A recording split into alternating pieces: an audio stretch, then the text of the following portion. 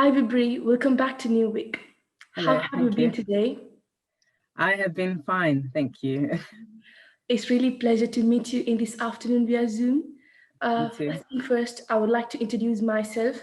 I'm Simla and I'm Year 12 NewVIc Science student. I'm doing chemistry, biology, and maths. It's my second year at NewVic as I was studying my GCSEs at NewVic too, as I came from abroad. So, yeah, and I'm really hoping to get into medicine at the end of this course. Could you please briefly introduce yourself to everyone? Sure. My name is Bibire. I am currently a fourth year medical student at the University of Plymouth. I went to NewVic between 2015 and 2017, and I did my science A levels at NewVic. So I did maths, biology, and chemistry, Oh, it's the same as mine. same as yours, Yeah. yes.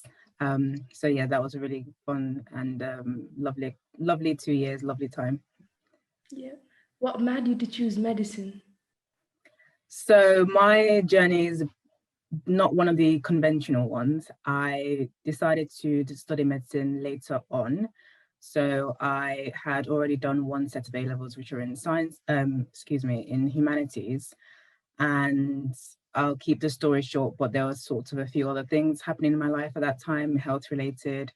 And so after getting through that and getting the treatment for those things, I started to think a bit more about what I really wanted to do with my life, because I was one of those students who just sort of did well, but I don't think there was anything that really stood out to me. I kind of convinced myself of a few things, but they didn't really stand out to me. So I took the time to really think about it, and coupled with my interest in sciences, which I kind of sort of buried a bit because I thought I wasn't good enough, even though I was achieving good grades in school.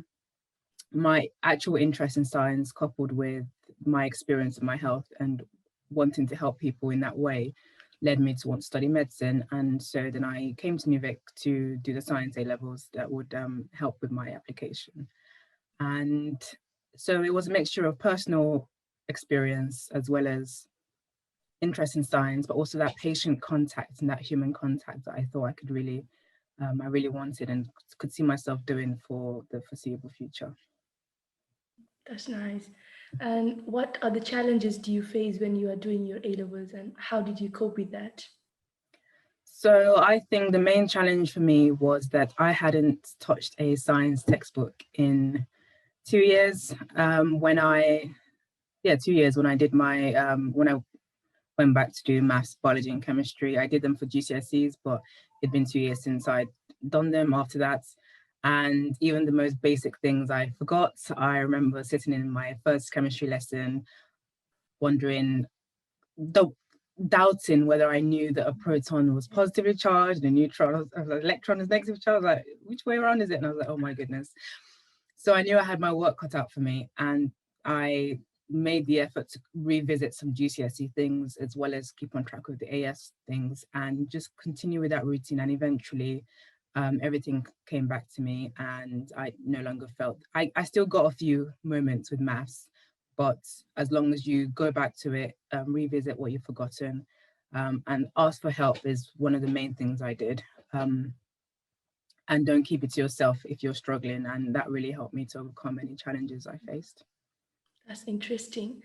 And in UK, generally, what are the requirements all the students have to meet to get into medicine, like into Mm. any universities? Yeah, so it's been 4 years since I sent off my UCAS application, and medicine is notorious for changing every year in terms of requirements, but some things stay the same. And those things include generally a good set of grades, GCSE grades, A level grades. Um, Chemistry, I believe, is still compulsory, A level chemistry, plus one other science, and then depending on the university, plus another science or another subject. So if you do something like chemistry, biology, and maths, you're typically quite safe. Chemistry, biology, physics, etc. And then, of course, the level to which they will look into your GCSE depends on university. But again, if the better you do, the better your chances are across the universities. So those are your GCSEs and A levels, and then entrance examination. So I think now all universities require an entrance examination. I believe Edinburgh before didn't used to need one, but then now they do. Um, and so most of them are the UK CAT when I was doing it, but now it's the UCAT. And then a handful require the BMAT. So those are entrance examinations, personal statements. Again, the level to which they look at them varies, but you send that off anyway with your UCAS application. And of course, interviews. Oh, there we go. So Edinburgh didn't used to interview, but now they do. There we go. So now all of them interview. And so it's a mixture of MMI, panel interviews. MMI started to become a lot more popular over the years. And then if you can jump through all those hoops, you get your offer, and the typical grade requirements are 3 A's at A levels. Yeah. Like you said before, like the medicine entry exam, it's one of the most important part of the UCAS application. Mm-hmm. So, like, as far as I know, everyone is saying like, no, UKCAT is really challenging and it's really hard to get good grades in UKCAT. What do you think? Like, what tips would you give us to smash in our UKCAT? So what I did, so I think at the time I think the average, if you got sort of like a 650 average, that was a good starting point. Some universities wanted you to be in the 700s, like King's, I know, and I think Newcastle still. I got 690, so that put me in a good position. So it wasn't the best, but it wasn't low either. And so I was quite happy with that. And that helped me with Plymouth, where I am now, and it helped me with Nottingham as well, where I interviewed too. So definitely, so from based on that, what I did to get that score was I got the a thousand UK CAT questions or something like that. So I'm weary of sort of giving resources because it may or may not work for everyone. But in general, I got a practice book. So you can get one of your choice, but the one I just mentioned is the most popular one. So I got a practice book, and also there are some online resources you can use as well. So I think Medify is the popular one. You can get a subscription close to your exam, but not too close, maybe a month before.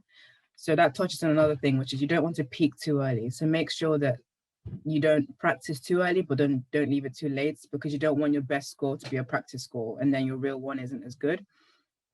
And really identify your weak points, but then don't underestimate your strong points. So I was very weak with quantitative reasoning, not necessarily because I couldn't do the calculations, but because of time management. And so I spent more time on that, and that ended up being my highest sub score. So definitely, if you identify you're particularly struggling with one thing, spend that time on it, but then also don't neglect the others, because you do want it to be an average across the sections. Some places look at the average, some look at average and the section, so you don't want any of them to be weak. So essentially, practice. Don't peak too early. So give yourself about a month, roughly a month of protected time. So not a month where you have a whole lot of stuff going on, and so that really only means 2 weeks. But a month of, okay, I know I can do something regular every day, a few hours a day, a couple of hours a day, or if you're one of those, or 3-4 hours every 3 days or something like that. And also take breaks. Don't overwhelm yourself. Yeah, and one thing is like work experience is also like most important part of the UCAS application. Mm-hmm. It's really difficult usually to get work experience in hospitals or GP surgeries or pharmacy, Mm-hmm. but especially during this tough time due to COVID, it's really really difficult to get into work experience placement in hospitals or pharmacies or GP surgeries. That's why loads of students are doing their virtual experiences, work experiences, Yeah. where YouTube Live or Zoom. Do you think like is it still worth or is it still acceptable by universities? From what I've gathered, yes, universities are aware we are in a pandemic. Yeah. It is across the world, and so for them to use that to hold that against any prospective student would be extremely unfair. Um, Access to work experience was already difficult, and had that inequity already as it was without a pandemic, and now that only widens the gap further, especially for people from low socioeconomic areas like in Newham. So definitely, I think they have a moral responsibility and ethical responsibility to not disadvantage students over that. So from what I understand of the process at the moment, if you're able to get work experience, virtual work experience, it's fine. But if you're not, due to COVID, then they don't hold that against you, and you can what I would recommend is try to get maybe some kind of other experience that you can extrapolate from. So maybe if you manage to get a job, again, that's really difficult in this pandemic, but maybe if you had something that you were doing before, maybe the babysitting, or if you were doing some volunteering before that you're still able to carry on with, not necessarily in a healthcare setting, then I would say carry on with those and just talk about those experiences there, because you can apply most of it to medicine and the skills that you would have seen on work experience, so that working in a team, etc. And also there are some virtual work experience available. So I know that the Royal College of General Practitioners do have virtual work experience. So explore all options. And then once you've done that, you really can't find anything, then I don't think that they'll hold that against you. Yeah, that's really interesting. And like, is medical school like how you imagined? How do you feel? Definitely it is. Once you get to clinical years, so from years 3 to 5, it definitely is what you imagined doing. With you have more patient contact, you're doing skills like taking bloods, being putting in cannulas. It's very much more that practical part that you were, and that patient contact part that you were looking for when deciding between science and medicine, or purely science and medicine, as some people find themselves deciding. So definitely you're reminded, that's what people say, of why you went down the medicine route. But yeah, in a nutshell, it has. We're particularly lucky here in Plymouth in that you get to have that patient contact from the very beginning. So first year I was going to GP surgeries and other community placements every 2 weeks. So it wasn't, like third year wasn't my first time speaking to a patient. And we also had GP placements during second year. So depending on the university you go to, like third year, I think most places are quite mixed now, but there are still some places where third year might be the first time you're properly kind of examining the patient, etc., though you may have clinical skills sessions. So experience varies across the medical schools, but yes, my experience based on what I knew I was going to have with coming to Plymouth with the PBL, etc., has been very close to what I expected. Of course, you can't completely predict everything. You can't completely predict until you're here. What you like, what you don't like, what works for you, what doesn't work for you. But medical school as a whole, yes, has met my expectations. I mean, this pandemic was not predicted at all. But other than that, yeah, that's fine. And the medical school's been doing their best to work with it, as with everywhere. Yeah, that's really great. And you gave us a brief overview about like how medical schools will be. It's really great. And my next question for you is like, how NewVic helped you to get into medicine? Okay, so NewVic holds a very special place in my heart, not just because of not solely because of the academic side, but also from the people I met there, with whom I'm still friends today, and also the teachers as well, and their passion for the students. Excuse me, sorry. So I think back fondly on NewVic for a range of reasons. In terms of how they helped me with my application. So I was part of the honors program, and as part of that, they arrange for you to have mock interviews and mock personal statement reviews. Well, not mocks, mock interviews and personal statement reviews in partnership also with Queen Mary University. Queen Mary University was holding like an widened access to medicine program with the medical students, and so they would let us know when the next session was due, and so we would go to them and that was really useful, particularly in year 13. There were also chances to organize work experience. I have to say I largely organized mine myself, but I knew that if I required any help, that I could go to the work experience team, where I could speak to the teachers, the staff who run the honors program. But I was just very gung-ho about things and I'd already organized things. So I just kind of,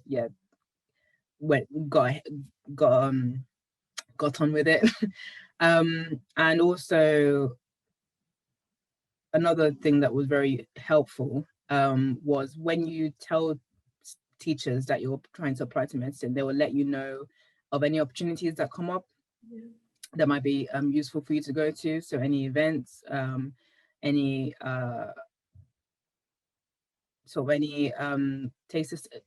taster days, or any entrance examination sessions as well that might help you with the BMAT or the UKCAT. So that was really useful. It felt like everyone was on your side. Let me just get some water.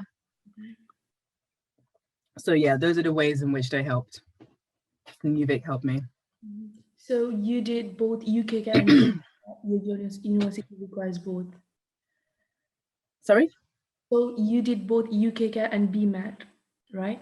Yes, so I applied to one BMAT university and 3 UKCAT universities. So I had to do the BMAT because of the one BMAT university.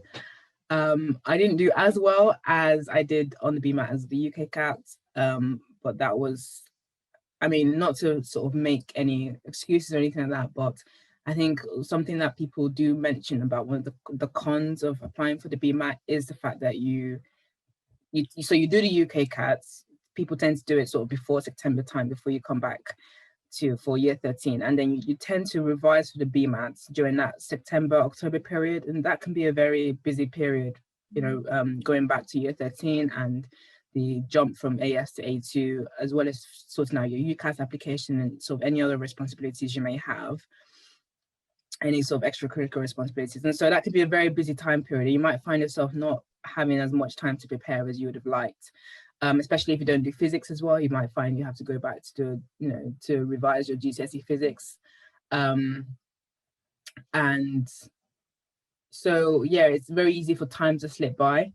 And that's probably one thing to bear in mind with BMAT universities, as well as the fact that you find out the results after you send in your UCAS. So if it's not as good as you need it to be, then that's essentially 2 places you could lose. Though sometimes you can still find yourself getting an interview around March and still be able to have a place. So something else to bear in mind. But yes, I did both. And I have some tips if you are interested. But I mean, I did the questions and I printed out the past papers and did most of them. My biggest tip I would say is just kind of stay on top of the revision, make sure you have really sort of dedicated time for it.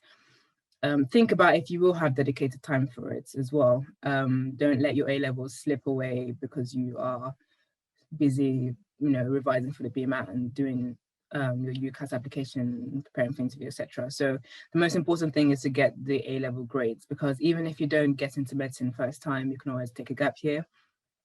But if you get 4 offers, they're no use if you neglected your A-levels and you don't meet the grade requirements. So it's always better to have it out the way around. So just bear that in mind. But yeah, give yourself plenty of time to revise for the BMAT if you are going to do it. Yeah, thank you. And what inspired you at NewVic? So I think my biggest inspiration at NewVic was the passion of the teachers. So the science teachers I had were absolutely amazing. I was just very inspired by how much they cared, not just about the subjects and the students doing well in that subject, but also what happened after NewVic. What are your plans after NewVic? How can we help you get there? So I felt like the teachers were very invested in the students and very, very willing to help. I lost track of how many times I would come with a list of questions in my post-it notes. If you mention that to one of the science teachers, they'll be like, yeah. They probably still remember my post-it notes. Maybe not. But yeah, but each time they were so willing to help, because when they see that you want to help yourself, then they will want to help you. And you never ran out of, you never felt otherwise, you know, they never ran out of that kind of that feeling of wanting to help. And I felt very inspired by that and very touched by that. And it was kind of, it made it feel more like a family, really, and than just an institution, which was very nice. Were you part of any clubs at NewVic? Yes, so in first year, in the eclectic mix of chess, I did chess for a bit. But the main thing I did was it wasn't a club, but it was being a school council member. That's what it's just remember what it's called. So yeah, so I was part of the school council. And then the main club I was involved in was the chemistry society, which I founded. I'm not really sure. I don't know if I should ask if it's still there. Yeah, it's still there. That is fantastic. Okay, great. Sorry? It's with lots of practical session. It's really amazing. Oh, I'm so pleased to hear that. Yes, because Karen and I really worked on getting that together. And part of that stemmed from, again, when I thought that I wasn't good enough in sciences, even though my grades would say otherwise from school, from secondary school. So I really thought, you know what, I think it might not just be me who feels that way. And I mean, NewVic is a 16 plus college, and so you're not dealing with sort of 11 to 15-year-olds. But I still thought there might be some people who realize that they actually enjoy sciences and might want to pursue that, you know, even if they're already doing the A levels, or even some people are doing the GCSEs like you did. And so having that club there, you know, there might be a way of saying, look, you know, science can be fun. Yeah. You know, and it's not as daunting as you might think. And so that could be something that actually triggers a passion in a student, and they think, oh yeah, you know, I think I'm good enough, I can do this, and I can pursue this further. And that's kind of that was the main motivation for starting it up. And so I'm so pleased to hear that it's still going. But so yeah, that was my baby in at NewVic. That was pretty much the main society I did. I did sort of dabble into basketball a bit in year 13, but my main club was the chemistry society, founding it and keeping it going. That's really amazing to hear. And yeah, my Thank you. next question for you is like, what advice would you give for me or any fellow students who are following your steps? So the main advice I would give is to have a goal, which sounds like you have already. So have a goal, have an end in mind, know why you are doing what you're doing, why you're waking up in the morning to go to college. Have a drive, okay?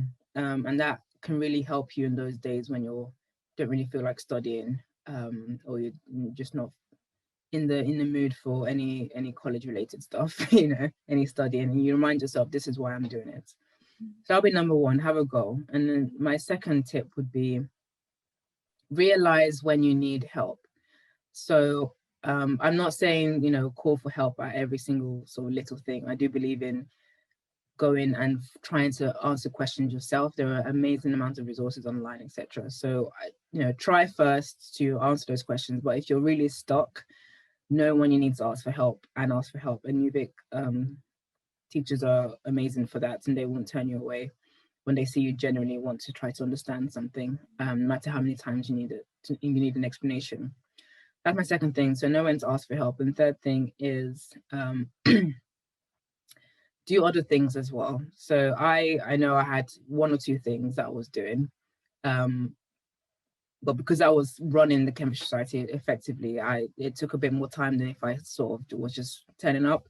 So I focused on doing that. But yeah, one or two other activities outside of studying is great, but don't overwhelm yourself. So don't do a few things, especially for medicine, so you can, talk about it and talk about how you're a well-rounded student, but don't overwhelm yourself, particularly during the first year. And well, in second year, especially year 13, especially, but year 12, when you're just getting the hang of things, don't inundate yourself with too many things. So know your limits with that. But don't just study. Try to have one or two other things you're doing, and yeah, have fun. And if you find a group of friends with the similar passions and similar goals, stick to them, help each other out, and you make some nice memories along the way. Yeah. Thank you. And what do you want to specialize in? I want to specialize in psychiatry, academic psychiatry, particularly. All the Yeah. very best. Yeah. Sorry? All the very best. Thank you.